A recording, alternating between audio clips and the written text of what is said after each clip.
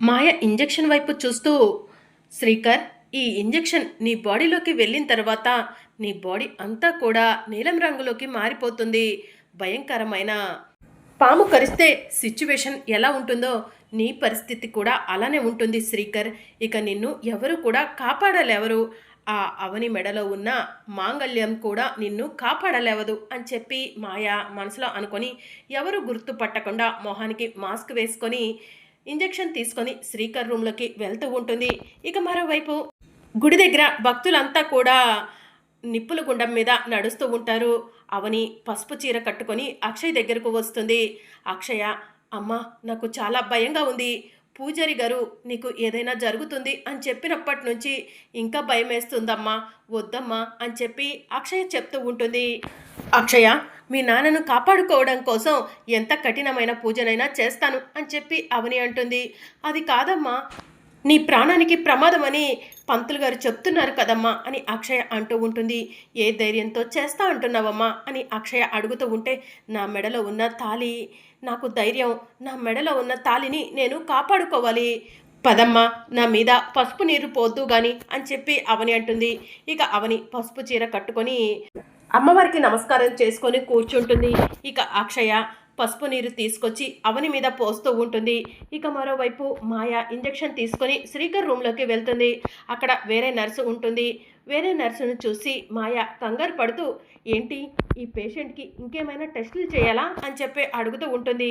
ఏం లేదు, టెస్టులన్నీ పూర్తయిపోయాయి అని ఆ నర్స్ చెప్తూ ఉంటుంది. ఎందుకు ఇవన్నీ అడుగుతున్నావు అని ఆ నర్సు మాయను అడుగుతూ ఉంటే, ఏం లేదు, డాక్టర్ సుదర్శన్ గారు మిమ్మల్ని రమ్మంటున్నారు అందుకే అని చెప్పి మాయ చెప్తూ ఉంటుంది. సరే, నేను సుదర్శన్ డాక్టర్ గారిని కలిసి వస్తాను, మీరు నేను వచ్చే వరకు ఈ పేషెంట్ దగ్గరే ఉండండి, పేషెంట్లో ఏదైనా కదలికలు కనిపిస్తే వెంటనే ఇన్ఫర్మేషన్ ఇవ్వండి అని నర్స్ చెప్పడంతో సరే అని చెప్పి మాయ అంటుంది. ఇక నర్సు డోర్ దగ్గరకు వెళ్ళి మళ్ళీ తిరిగి మాయ దగ్గరకు వస్తూ ఉంటుంది. ఏంటి, ఈ నర్స్కి నా పైన అనుమానం వచ్చిందా, అందుకే నా దగ్గరికి వస్తుందా అని మాయ కంగారు పడుతూ ఉంటుంది. అవును, నీ పేరేంటి అని నర్స్ అడగగానే మధుమిత అని మాయ చెప్తూ ఉంటుంది. నీ ఫేస్ నేను ఎప్పుడూ చూడలేదే, నీ ఫేస్ చూపించు అని నర్స్ అడుగుతూ ఉంటే మాయ కంగారు పడుతూ, నా ఫేస్ మీద స్క్రాచెస్ ఉన్నాయి, ఇప్పుడు చూపించను, ఇంకెప్పుడైనా చూపిస్తాను అని చెప్పి చెప్తూ ఉంటుంది. సరే, మనం తర్వాత మాట్లాడుకుందాము, నువ్వు పేషెంట్ని జాగ్రత్తగా చూసుకో అని నర్స్ అక్కడి నుంచి వెళ్ళిపోతుంది. ఇక బెడ్ మీద స్పృహ లేకుండా పడి ఉన్న శ్రీకర్ దగ్గరికి మాయ వెళ్ళి, శ్రీకర్, ఇక నీ చావుని ఎవరు ఆపలేవరు, ఇక ఈ లోకం వదిలి వెళ్ళిపోబోతున్నావు, ఇవే నీకు ఆఖరి క్షణాలు శ్రీకర్ అని చెప్పి మాయ మనసులో అనుకుంటూ శ్రీకర్ వైపు చూస్తూ ఇంజెక్షన్ని కూడా చూస్తూ ఉంటుంది. ఇక మరోవైపు అక్షయ అవనికి పసుపు నీటితో స్నానం చేపించడం పూర్తవుతుంది. పదమ్మ, నిప్పుల గుండం దగ్గరికి వెళ్దాం అని చెప్పి అవని అంటుంది. అవని అక్షయ ఇద్దరు కలిసి నిప్పుల గుండం దగ్గరకు వస్తారు. ఏమ్మా, మొదటిసారి నిప్పుల గుండం మీద నడుస్తున్నావా అని అక్కడ ఉన్న భక్తులు అవనిని అడుగుతూ ఉంటారు. లేదమ్మా, గతంలో నా కూతురు కోసం నడిచాను, ఇప్పుడు నా భర్త కోసం చేస్తున్నాను అని చెప్పి అవని చెప్తూ ఉంటుంది. జాగ్రత్త అమ్మా, ఆ అమ్మవారు నిప్పుల గుండం మీద నడిచే వాళ్ళకు తోడుగా ఉంటుంది అని చెప్పి అక్కడ ఉన్న భక్తులు అవనికి చెప్తూ ఉంటారు. నేను ఇప్పుడు నిప్పుల గుండం మీద నడవట్లేదండి, నిప్పుల గుండం మీద పొర్లు దండాలు పెడుతున్నాను అని చెప్పి అవని చెప్తుంది. దాంతో అక్కడ ఉన్న భక్తులంతా కూడా అవని వైపు షాకింగ్గా చూస్తూ ఉంటారు. ఏంటమ్మా నువ్వు చెప్పేది, నిప్పుల గుండం మీద నడిస్తేనే వారం రోజులు కాళ్ళకి బొబ్బలు వచ్చి నడవలేకపోతాము, ఇప్పుడు నువ్వేమో నిప్పుల గుండం మీద పొర్లు దండాలు పెడతా అంటున్నావు, వద్దమ్మా, అది చాలా ప్రమాదం అని అక్కడ ఉన్న భక్తులంతా చెప్తూ ఉంటారు. ఎంత ప్రమాదమైనా పర్వాలేదు, నా భర్తను కాపాడుకోవడం కోసం నేను నిప్పుల గుండం మీద పొర్లు దండాలు పెడతాను అని చెప్పి అవని అంటుంది. అమ్మా, అలా చేస్తే నీ ప్రాణానికి ప్రమాదం అని అక్కడ ఉన్న భక్తులు చెప్తూ ఉంటే, నా ప్రాణం పోయినా పర్వాలేదు, నా బావ ప్రాణం నిలబడితే అంతే చాలు, దయచేసి మీరెవ్వరూ కూడా నన్ను కాదనకండి, పంతులు గారు సూచించిన విధంగా ఈ కఠినమైన దీక్షను పూర్తి చేస్తాను అని చెప్పి అవని అమ్మవారికి నమస్కారం చేసుకొని జై భవాని అని చెప్పి నిప్పుల గుండం మీద పొర్లు దండాలు పెడుతూ ఉంటుంది. ఇక అక్కడ ఉన్న భక్తులంతా కూడా జై భవాని, జై భవాని, జై జై భవాని అని చెప్పి అంటూ ఉంటారు. ఇక అవని అలా పొర్లు దండాలు పెడుతూ ఉంటుంది.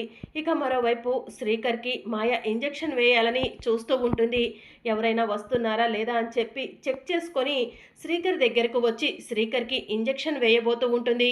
ఒసే అవని, మాటి మాటికి నీ మెడలో ఉన్న తాళిని తీసి తాళిని చూపించి నా తాళే నా భర్తను కాపాడుతుందని చెప్తున్నావు కదా, ఇప్పుడు ఏ తాళి నీ భర్తను కాపాడుతుందో చూస్తానే అని మాయ మనసులో అనుకొని మెల్లగా శ్రీకర్ చేతి దగ్గరకు వెళ్ళి ఇంజెక్షన్ వేయబోతూ ఉండగా ఆకాశంలో మెరుపులు ఉరుములు అమ్మవారు ప్రత్యక్షమవుతుంది. దాంతో మాయ చేతికి మంటలు అంటుకుంటాయి. ఇక ఇంజెక్షన్ని విసిరి కొట్టి మంట మంట అని చెప్పి మాయ టెన్షన్ పడుతూ మంటను ఒక క్లాత్ దగ్గరకు వెళ్ళి ఆర్పేసుకుంటుంది. ఇక భయంతో శ్రీకర్ రూమ్లో నుంచి బయటకు వచ్చేస్తుంది. ఇదేంటి, శ్రీకర్కి ఇంజెక్షన్ వేసి చంపేద్దాం అనుకుంటే నా చేతికి సడన్గా మంటలు వచ్చాయి. ఇది నిజంగా ఆ అమ్మవారి మహిమ, లేదంటే అవని మెడలో ఉన్న తాలి మహిమ? సంథింగ్ ఈజ్ రాంగ్, ఏదో జరిగింది అని చెప్పి మాయ మనసులో అనుకుంటూ కంగారు పడుతూ ఉంటుంది. ఇక మరోవైపు అవని పొర్లు దండాలు పెడుతూ ఉంటుంది. ఇక పూజారి గారు, అమ్మ అవని, పొర్లు దండాలు పెట్టడం పూర్తయిపోయిందమ్మా. నేను చెప్పిన విధంగానే నువ్వు పూజను చేశావు. నీ పూజలో తప్పుండుంటే కనుక ఆ అమ్మవారు నువ్వు పొర్లు దండాలు పెడుతుంటే నీకు శిక్ష విధించేది. అమ్మవారు నీకు శిక్ష విధించలేదంటే నీ భర్త ప్రాణగండం నుంచి బయటపడతాడమ్మా, వెళ్ళు అని చెప్పి పంతులు గారు చెప్తూ ఉంటారు. నా బావ ప్రాణగండం నుంచి బయటపడితే నాకు అంతే చాలు అని చెప్పి అవని అంటూ ఉంటుంది. గుడి దగ్గర ఉన్న భక్తులంతా కూడా నీలాంటి ఆడపిల్లని మేము ఎక్కడా చూడలేదమ్మా, భర్త ప్రాణాల కోసం నీ ప్రాణాలను కూడా లెక్క చేయలేదు అని చెప్పి పొగుడుతూ ఉంటారు. ఆనాడు సతీ సావిత్రి తన భర్త ప్రాణాలను కాపాడుకోవడం కోసం యమధర్మరాజుతోనే యుద్ధం చేసింది. అందుకే కదా సతీ సావిత్రి లాంటి దాన్ని ఈరోజు కూడా మనం తలుచుకుంటున్నాము అని చెప్పి అవని అంటుంది. ఆ సీతమ్మ తల్లి అగ్నిప్రవేశం చేసినట్టు నువ్వు కూడా నీ భర్తను కాపాడుకోవడం కోసం అగ్నిప్రవేశం చేశావమ్మా, నిజంగా చాలా గొప్పదానివి అని చెప్పి భక్తులు పూజారి గారు అవనిని పొగుడుతూ ఉంటారు. మీ అందరి ఆశీస్సులతో నా భర్త కోలుకుంటే నాకు అంతే చాలండి, ఇక మేము బయలుదేరతాము అని చెప్పి అవని అంటుంది. సరే అమ్మా అని చెప్పి పంతులు గారు చెప్తూ ఉంటారు. ఇక అక్షయ, నువ్వు స్కూటీ దగ్గర ఉండమ్మా, నేను చీర మార్చుకొని వస్తాను అని చెప్పి అవని చెప్తూ ఉంటుంది. సరే అమ్మా అని చెప్పి అక్షయ్ చెప్తుంది. ఇక మరోవైపు అవని చీర మార్చుకొని అక్షయ్ దగ్గరకు వస్తుంది. అక్షయ, ఈ కుంకుమ పట్టుకొమ్మ, మీ నాన్నగారికి పెట్టమని పూజారి గారు ఇచ్చారు అని చెప్పి అవని అంటుంది. ఆ వసీకర ఎక్కడ ఉన్నా కూడా వదిలిపెట్టను, నా భర్తను ప్రమాదంలోకి నెట్టిన ఆ వసీకర అంతు తేలుస్తాను అని చెప్పి అవని అక్షయ్తో చెప్తూ ఉంటుంది. ఇక మరోవైపు వసీకర పల్లెటూరికి చేరుకుంటుంది. కాపాలిక, నువ్వు సూచించిన విధంగానే నేను పల్లెటూరికి చేరుకున్నాను. ఆ ముక్కు పుడక అమ్మవారు దొరికిన ప్రదేశం ఎక్కడో నాకు సూచించు అని వసీకర చెప్పడంతో కాపాలిక ప్రత్యక్షమవుతుంది. నాకు దారిని సూచించు కాపాలిక అని వసీకర చెప్తూ ఉంటే ఇక కాపాలిక పొలాల్లోకి వెళ్తూ ఉంటుంది. ఒక దగ్గరకు వెళ్ళి మాయమైపోతుంది. ఇక అప్పుడు ప్రసాదరావు తల్లిదండ్రులకు ముక్కు పుడక ఎక్కడైతే దొరికిందో అదంతా కూడా మనకు కనిపిస్తూ ఉంటుంది. ఇక వసీకర అటు ఇటు చూస్తూ ఉంటుంది. అక్కడ ఇనుప రాడ్లు కనిపిస్తూ ఉంటాయి. వాటిని తీసుకొచ్చి ఆ కాపలిక మాయమైన దగ్గర వసీకర తవ్వుతూ ఉంటుంది. ఇక మరోవైపు అవని అక్షయ్ని తీసుకొని హాస్పిటల్కు వస్తుంది. దీన్ని హాస్పిటల్కి ఎందుకు తీసుకొచ్చావు? ఏయ్, నీకు సిగ్గులేదా అనే, నిన్ను హాస్పిటల్కి రావద్దని చెప్పాను కదా అని వేదవతి అక్షయ్ను చూసి తిడుతూ ఉంటుంది. నా కూతురు నేను నా బావను కాపాడుకోవడం కోసం గుడికి వెళ్ళి ప్రత్యేక పూజలు చేశాము అని అవని జరిగిందంతా కూడా వేదవతి వాళ్ళకు చెప్తూ ఉంటుంది. ఏంటమ్మా, నువ్వు నిప్పుల గుండం మీద పొర్లు దండాలు పెట్టావా? అబ్బో, వింటుంటే చెప్పటానికి ఇంకా పెద్ద పెద్ద కథలేం లేవా అని కృష్ణబాబు అంటూ ఉంటాడు. మీరు నమ్మినా నమ్మకపోయినా నేను చెప్పింది నిజం అని చెప్పి అవని అంటుంది.